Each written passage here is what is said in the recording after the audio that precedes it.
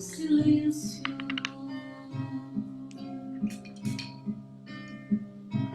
Derrama paz sobre os homens. Fala de Deus, o Criador. Boa noite, boa noite. Boa noite, irmãos espíritas, irmãos espiritualistas, irmãos ecumênicos.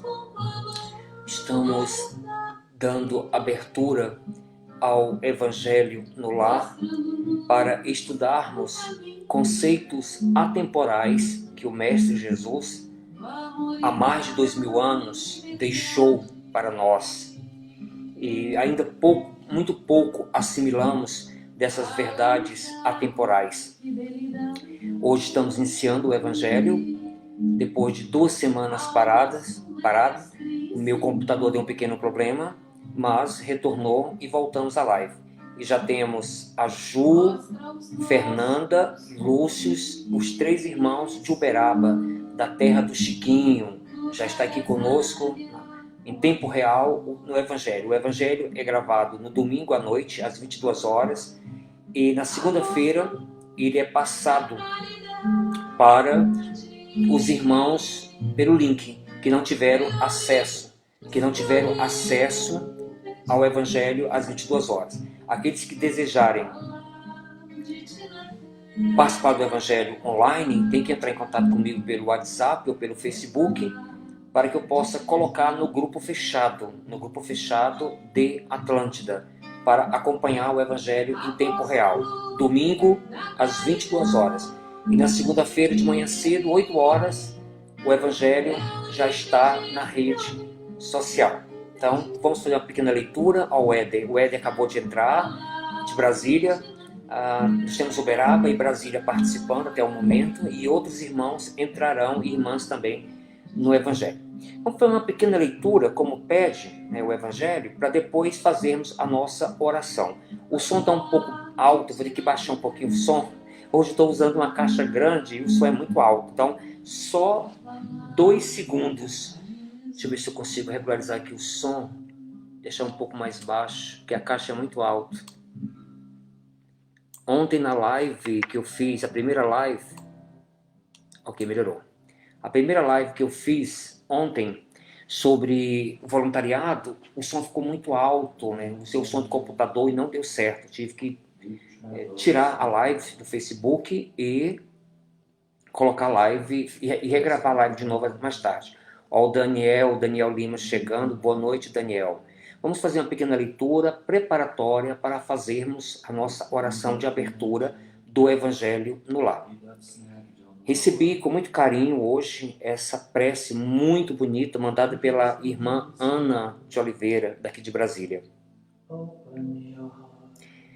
Senhor da vida, boa noite. Proteja-nos, fazendo de cada um de nós um instrumento de ajuda ao próximo. Como espíritos ainda imperfeitos, podemos ter os passos resvalados com a vossa ajuda e podemos chegar até o final do caminho.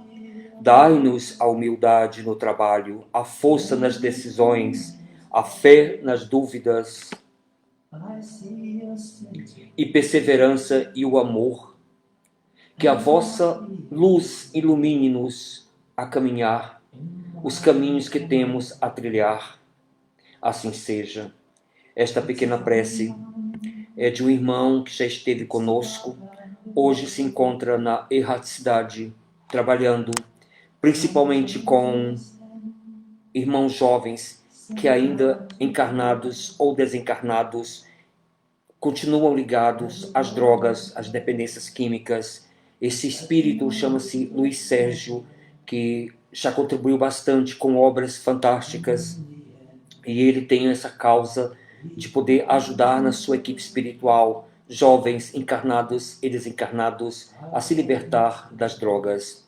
Irmão Luiz Sérgio também tem uma obra fantástica que é Deixa-me Viver, que virou filme, depois do livro, que é uma obra que valoriza a vida e fala das consequências das pessoas que participam diretamente e indiretamente do aborto. Então, quem ainda não teve a oportunidade de assistir ou ler a obra Deixa-me Viver, aproveitem, porque é um grande aprendizado para nós. Goiânia já registrou o momento aqui na nossa live, o irmãozinho Rafael Stalin. Então temos Goiânia, Brasília e a terra do Chiquinho, lá, Uberaba. Vamos para a nossa oração de abertura para iniciarmos o nosso evangelho.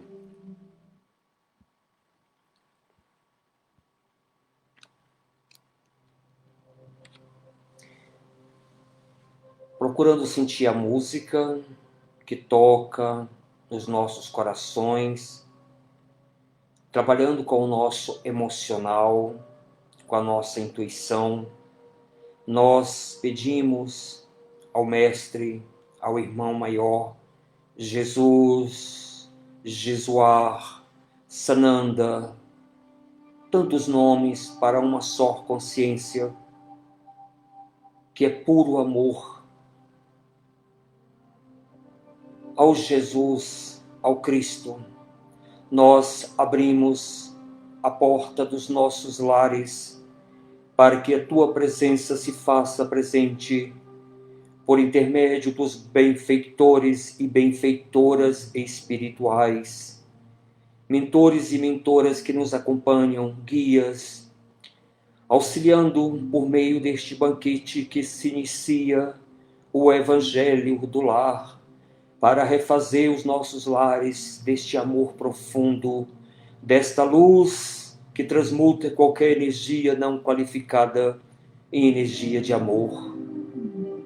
Pedimos, ó Mestre Jesus, caso tenhamos conosco irmãos desencarnados que sejam também envolvidos durante o estudo e durante as preces.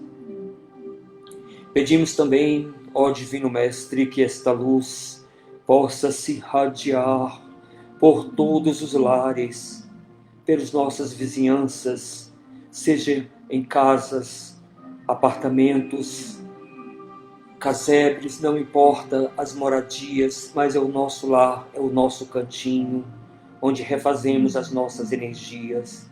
E neste clima fraterno, abrimos o Evangelho do Lar virtual, irradiando energia por toda Brasília, Goiânia, Uberaba e todas as cidades e interiores dos 4 pontos cardeais deste planeta maravilhoso chamado Terra.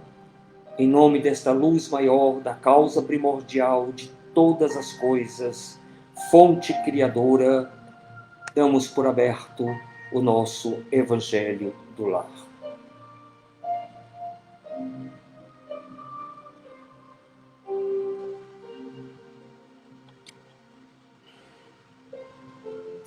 Então, irmãos, estamos abrindo. Felipe Magalhães também está conosco, irmãozinho de Brasília. Eu gostaria de contar uma historinha bem rápida antes de fazermos o estudo do que é o primeiro capítulo. Não vim destruir a lei. Não vim destruir a lei. Contam os espíritos, pela espiritualidade maior, que um senhor, já pouco de idade, chegando aos 70 anos, ele descobriu a doutrina espírita, que foi para ele o renascimento. E a partir daquele momento, ao ler o livro dos Espíritos, o Evangelho, eu quando conheci a doutrina, em uma semana eu devorei o livro dos Espíritos. Isso no interior do Maranhão, deitado numa rede, às vezes a luz ia embora, estava com a lamparina, com a vela e comendo todas aquelas informações preciosas.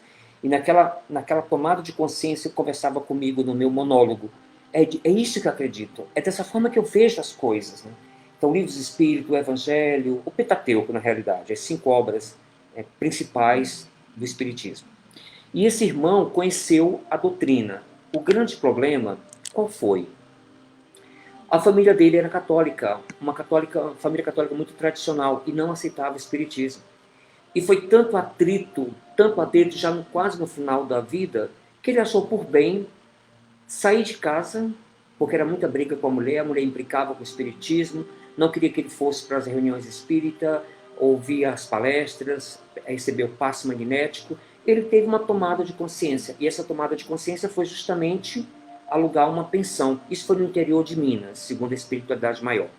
E ele alugou uma pensão, a sua aposentadoria dava para viver. E uma vez por semana, de forma religiosa, disciplinada, ele fazia o evangelho do lar. Com quem? Com ninguém encarnado. Só ele fazendo o evangelho, como ele aprendeu, entendendo como é importante retroalimentar o nosso lar de boas energias. E todo dia, uma vez por semana, ele fazia o evangelho. Agora já estou exagerando, todo dia.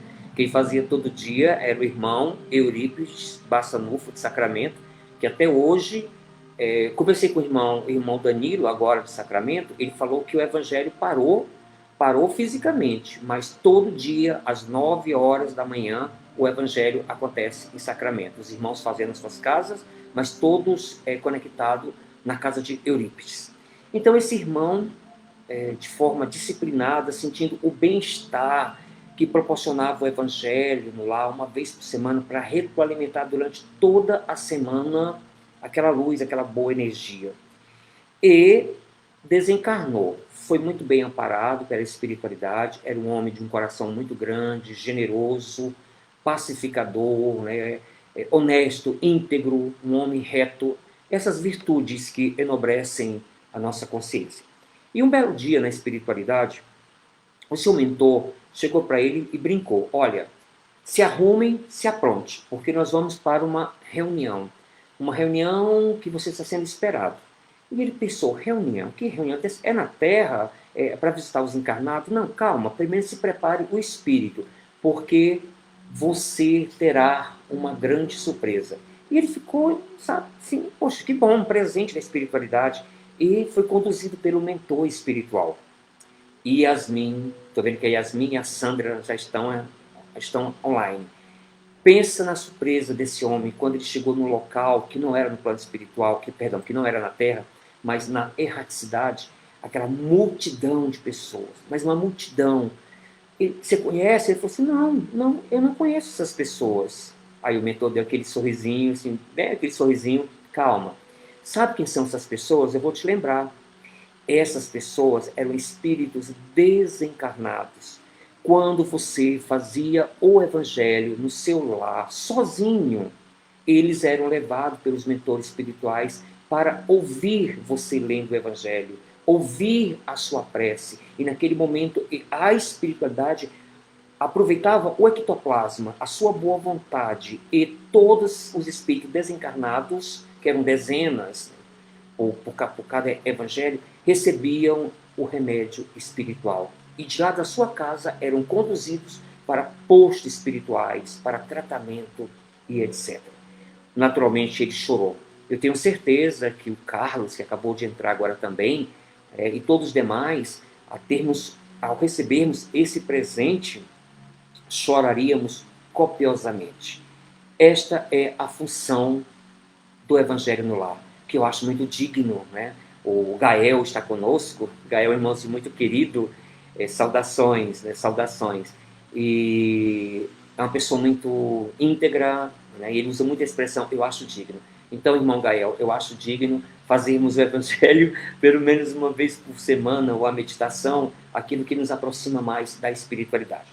E hoje eu estou enrolando, antes de fazer a leitura geral, eu gostaria de mostrar uma dinâmica simples, até para entendermos o propósito do Evangelho do Lar, mas com uma abertura maior, né? Mas que abertura maior? Então, vamos lá. O Gael vai me acompanhar, porque é professor, Sandra é professora também, Carlos, didático, tem que funcionar. Aqui é apenas um papel. É um papel em branco. Mas ao pensar o que eu posso fazer com esse papel, eu posso fazer 1001 coisas.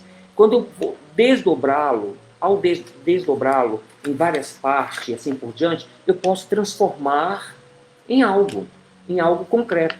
Aqui seria praticamente o vazio e aqui o algo concreto.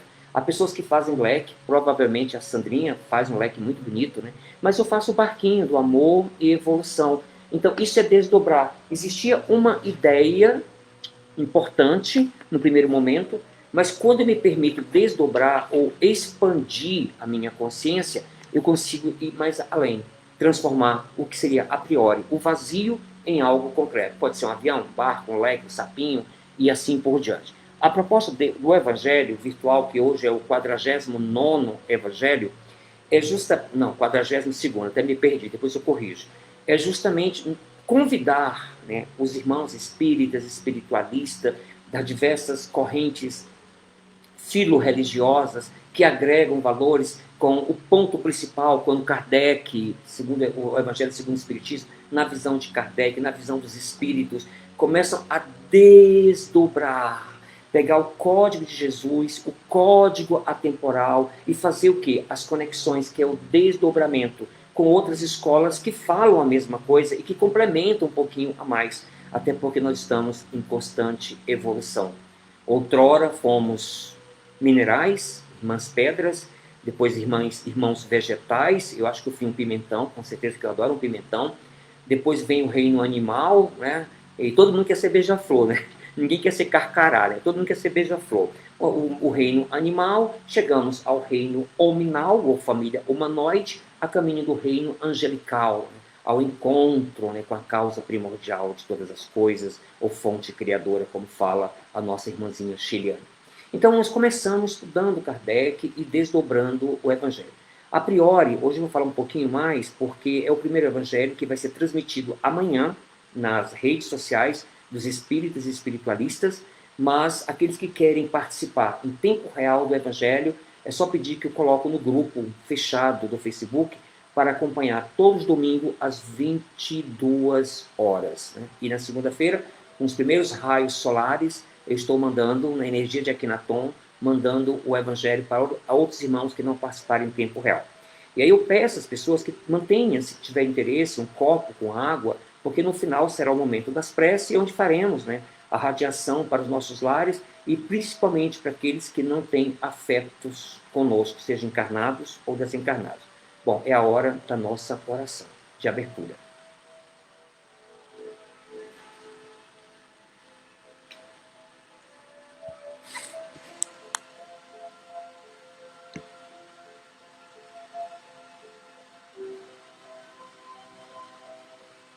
Mantendo os nossos olhos fechados, serenos, sendo envolvidos por esta melodia que vibra por todo o nosso ser.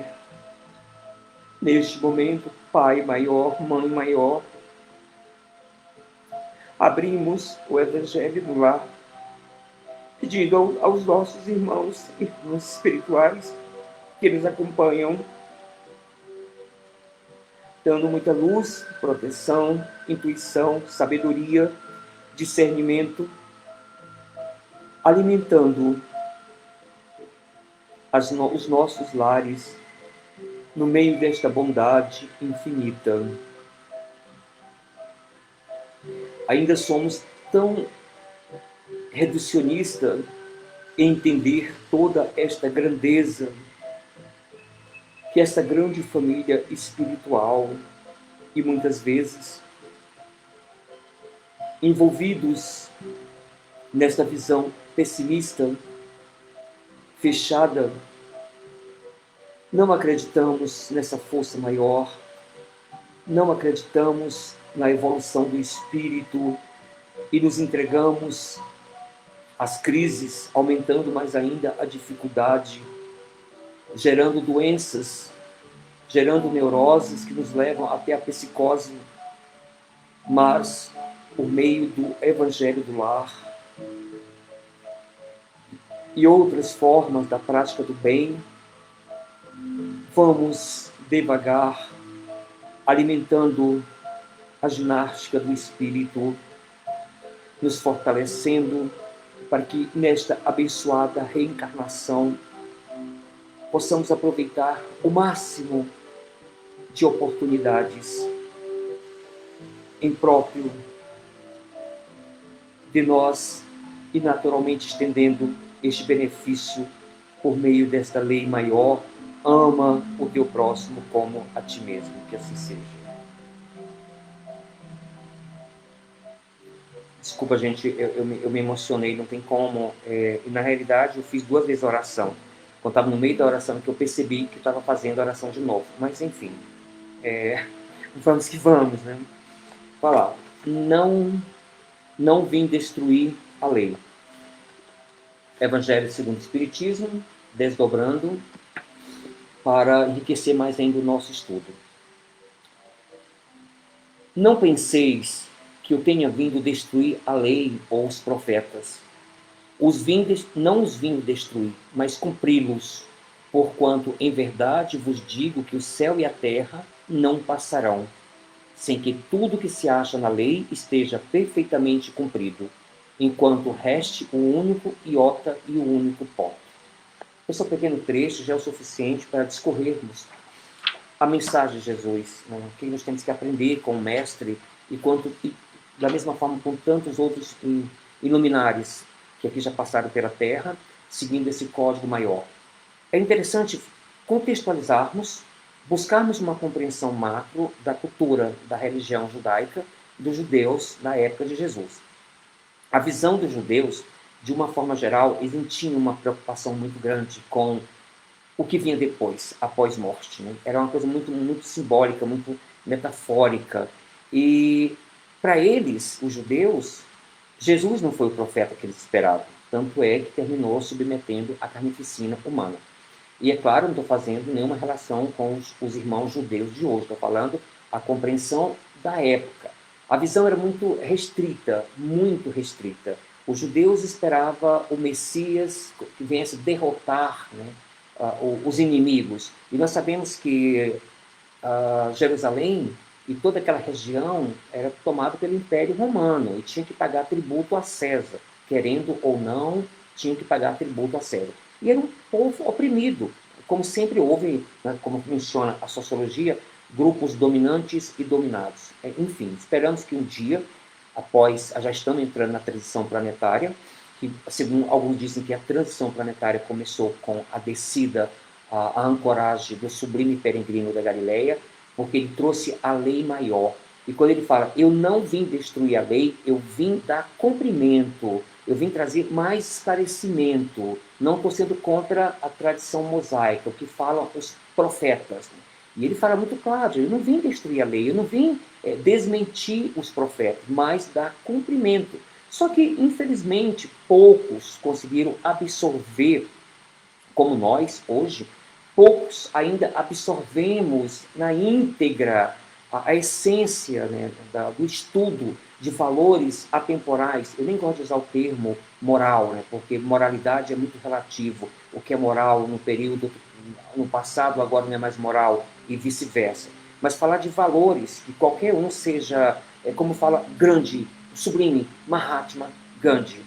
Certa vez, Gandhi mencionou, se acabasse todos os saberes da cultura ocidental, destruísse, igual destruiu a Biblioteca de Alexandria antes de Cristo, destruísse todos os saberes do mundo ocidental, todos os conhecimentos, todas as pesquisas, e ficasse apenas o sermão da montanha. O que aconteceria, Gael? Segundo Mahatma Gandhi, o mundo ocidental não perderia nada, porque o sermão da montanha, se seguirmos e vivenciarmos as diretrizes, a pedagogia do amor que Jesus fala com tanta propriedade e com amor, era o suficiente para a nossa própria evolução. Então Jesus não veio destruir a lei. Infelizmente, poucos compreenderam a sua lei do amor. E aí a grande pergunta que fica para nós é, por que temos que estudar o Evangelho? Não só o Evangelho, como outros iluminares que falam de valores atemporais. Porque nós precisamos de parâmetros. Nós precisamos de consciências que estão além de nós, que servem de parâmetro. Pode ser utopia? Pode ser, mas é uma utopia necessária, segundo fala a filosofia. Uma vez eu conversei com o irmão Carlos, e ele falou assim, Marco, realmente faz sentido. Sim, sim. A utopia retroalimenta a esperança. Eu acredito. Então, acreditar que a vida continua, que a vida não é só aqui e o agora, mas que existe uma beleza, que é apenas um fragmento precioso. Eu tenho que estar com os pés no chão aqui na terra, mas a cabeça para cima, ligado, conectado a essa espiritualidade maior. Né? Porque o meu corpo é um corpo maravilhoso, mas é um corpo temporário. Logo, eu vou deixar esse corpo. Eu faço parte dessa grande criação, dessa centelha divina. Então, quando a gente tem esses parâmetros, quando nós temos essas referências, nos auxilia a buscar o quê? O centramento. E se buscamos o centramento, nós temos condições de quê? Justamente de continuarmos a nossa caminhada, não perdermos o porto seguro e mantermos o nosso equilíbrio. Por que a doença bate na nossa porta? Por que tantas inquietações? Coitadinho do Nietzsche, né? Nietzsche sofria muito, a angústia de querer entender, de compreender, né? E ele colaborou na filosofia com muita propriedade, trazendo essas questões existenciais. E eu lembrei agora, já que nosso evangelho ele é espírita, espiritualista, né, que eu posso imaginar e assim por diante, eu lembrei de uma passagem de Yogananda, que está registrado na obra a autobiografia de um yogi, porque ele queria muito atingir o samadhi, né, o êxtase. E o seu mestre, o seu guru, a gente começa a entender guru desdobrando, mais uma vez brincando, eu tenho uma visão limitada de guru, mas depois eu vou passear no barquinho de amor e evolução, eu passo a entender melhor o que significa guru. Guru é aquele que te auxilia a despertar o guru que existe dentro de você, ou mestre ou a mestre que existe dentro de você. Então, o mestre dele, o guru, né, leva ele para o eixo, dá segundo o livro, uma pancada aqui no tórax, no peito, né, e puff, ele consegue sair a consciência e entra no Samadhi, no Himalaia, que queria muito conhecer o Himalaia, ele não conhecia fisicamente ainda. Aí estava no êxtase maravilhoso, naquela bem-aventurança, naquela paz, naquela harmonia. Aí o mestre chega para ele, o guru fala, ó, Yogananda, vamos descer, desce, desce, e pegue a vassoura, tá ali no canto, e comece a varrer o monastério. Ou seja, é justamente este ponto de equilíbrio. Certa vez, na mesa mediúnica da comunhão espírita, eu entrei realmente num êxtase, num algo que, assim, palavras são mortas, palavras não conseguem decifrar. Eu entrei num estado de bem-aventurança, de muito amor por mim, pelo universo, por todas as pessoas. Eu queria abraçar todo mundo, mas não podia abraçar naquela hora. E assim, numa paz, uma harmonia. E, de repente, chegou o dirigente, bem baixinho, Marcos Terra, volta, aterriza. Ou seja, já absorveu demais, né? É o suficiente, porque muita luz pode torrar os nossos neurônios, não é verdade? E isso é o ponto de equilíbrio. E o que Jesus corrobora? Se buscamos e acreditamos que somos pessoas inteligentes, bora estudar o Evangelho. Vamos colocar em prática. O primeiro processo é conhecer, depois processar, fazer a relação que Jesus fala com o dia a dia, relação família, relação trabalho, relação afetiva, sentimentos, relação com esse mundo espiritual. E começamos a observar, começa numa visão empírica de observação, de repente faz sentido. Quando eu internalizo, eu começo a ver que faz sentido os conselhos atemporais do Mestre, que servem para qualquer local, qualquer cultura, qualquer povo, qualquer planeta. Quantos planetas existem habitados, que tem outros iluminados, que dão outros nomes, mas estão todos conectados nessa mesma consciência crística de amor, ligado a essa fonte criadora, e que ancora dessa energia para nos auxiliar neste caminho. Eu acho que por hoje chega o nosso estudo e vamos para o momento da nossa oração, da prece, da magnetização da água. Mesmo os irmãos que vão assistir depois, não em tempo real, podem pegar o copo com água e no momento da prece, fechar os olhos, segurar o copo, que eu vou fazer daqui a pouco, para podermos pedir à espiritualidade que coloque a medicação necessária.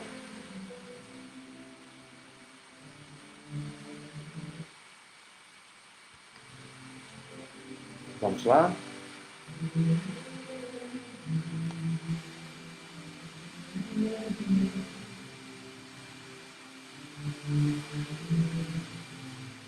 Segurando a nossa água, pedindo aos bons espíritos que possa colocar nesta água o remédio, fluidificando, trazendo da natureza. Irmã Caena, irmã Caena, irmã Caena, esse grande espírito, irmão Miramês, e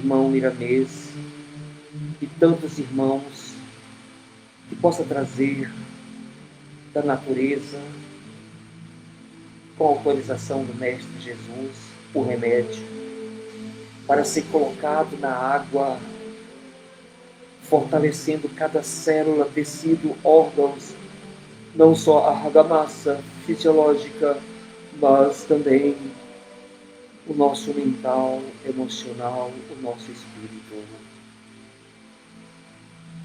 Pedimos também pelos irmãos que se encontram doentes nos hospitais, nos presídios, abandonados pelas ruas, irmãos que se encontram sofrendo de dores físicas e emocionais, encarnados e desencarnados.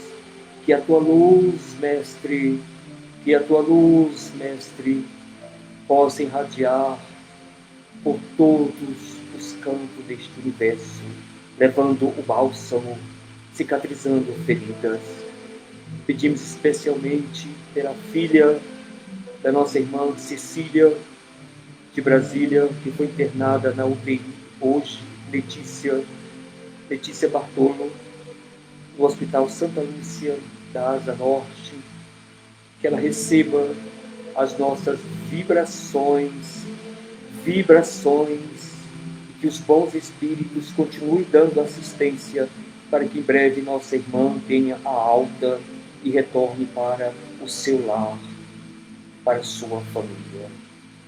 E é neste clima fraterno, de muita paz e de muito amor, que agradecemos pelo nosso Evangelho da semana, que essa energia do Mestre Jesus, que este mantra poderoso, Jesus, Jesus, Jesus, mantra poderoso que vibra todo o nosso ser, irradie os nossos lares, irradie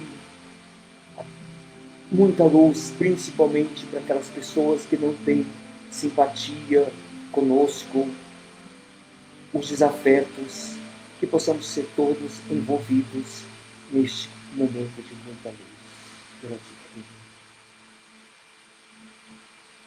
O irmão Miramês, ele nos pede que nós possamos beber a água devagar e, se possível, mastigar a água para absorvermos mais ainda o remédio. Isso é no livro Saúde, do irmão Miramês. Então, se possível, vamos tomar 3 goles e guardar um pouco da água. Há pessoas que têm família em casa, podem ter uma jarra, colocar a água na jarra, e para que esta água seja entregue para todas as pessoas do lar e que possa também reabastecer esta mesma água durante a semana, caso seja possível. Então, seguindo a orientação do nosso irmão Miramês, que possamos beber a água devagar, mastigando-a, para que possa potencializar o remédio dentro dos nossos corpos.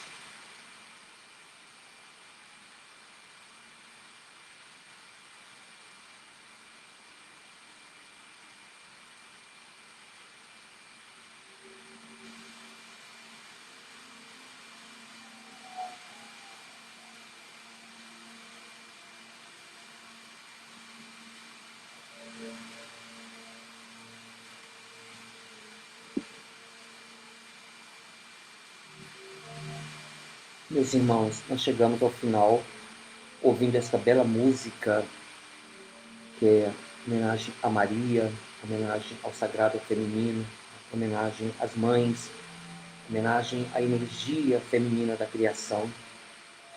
E que Maria também, e toda essa espiritualidade maior, nos proteja, nos dá força, intuições, para que possamos continuar com o nosso trabalho, com muito amor. Queria só reforçar a campanha dos moradores de rua, os homens, 200 homens, que nós estamos entregando as doações domingo, às 14 horas.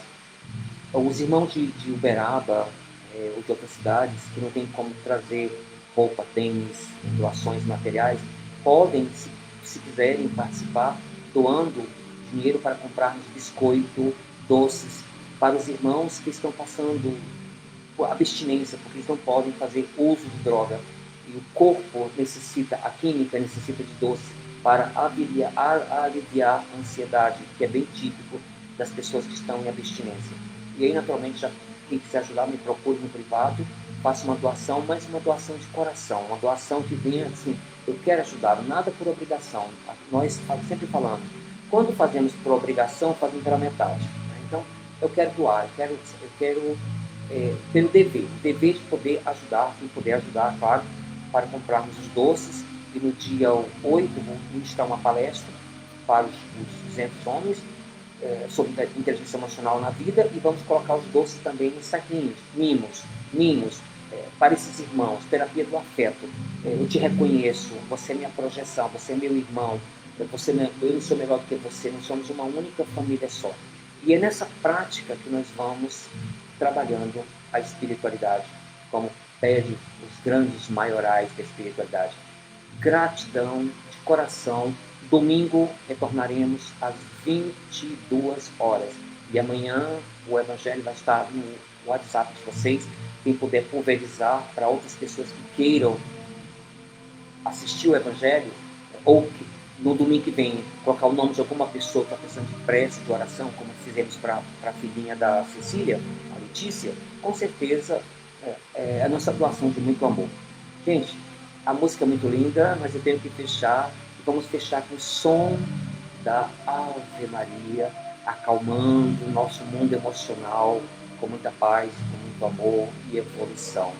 Vamos que vamos, seguindo a luz maior.